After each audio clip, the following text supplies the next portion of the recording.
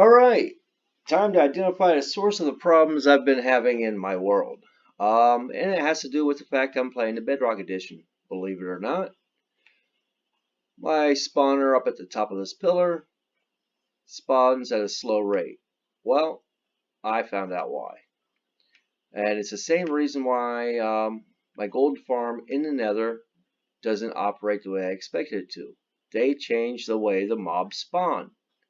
According to my experiments and backed up by what other people have on YouTube have discovered is the mobs want to spawn in a column along the Y coordinate. So wherever the program tests and finds they can spawn on the X and Z coordinate, they try to spawn exactly the same time up the Y coordinate or down it, just in layers. So the spawners now have to be built in layers, and that means deconstructing my spawner, which does not use a technical spawner. It's actually just a platform where things can spawn.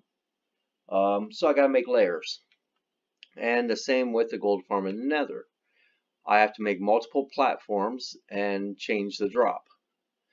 Now, I know this to be true, not just because the people who read the code say that they saw that in the code. I don't have the wherewithal to do all that, so I experiment. And I made a gold farm in the overworld.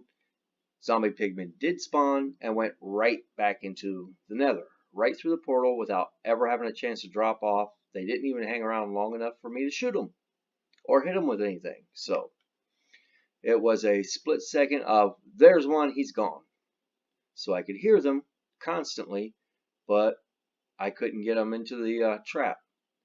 So I built a gold farm in the nether.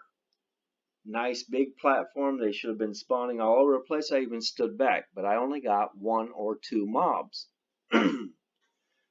So I made a second level, which meant that the drop was not enough to kill them.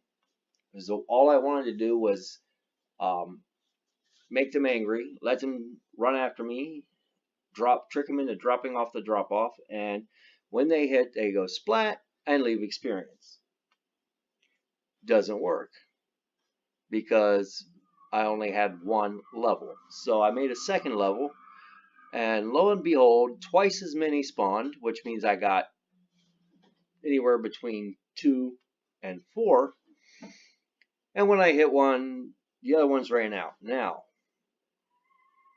on the second level, which was below the top level, they didn't jump off. And in fact, I couldn't tell that they were angry at me anymore either. They quit squealing within a few seconds, even though they were looking at me. So I don't know if they changed how long they stay aggravated, but I do know that they know that there's a gap even with the trap doors, unless within 2 spaces there is a block. So maybe the gap was too big. So I put down 1 row of blocks that I can't possibly walk on. And sure enough, they jumped off, but didn't die because the drop was no longer far enough. Okay. But I can't stay in sight with multiple levels, which means now, instead of relying on the drop to kill them, I'm going to have to make a mechanism to kill them so that I can first anger them, let them run off and jump off. When I've gotten enough of them to do that, then I go down into the mechanism, hit them. When they get angry, activate the killing mechanism. Not sure how well that's going to work, or even if I should work it like that.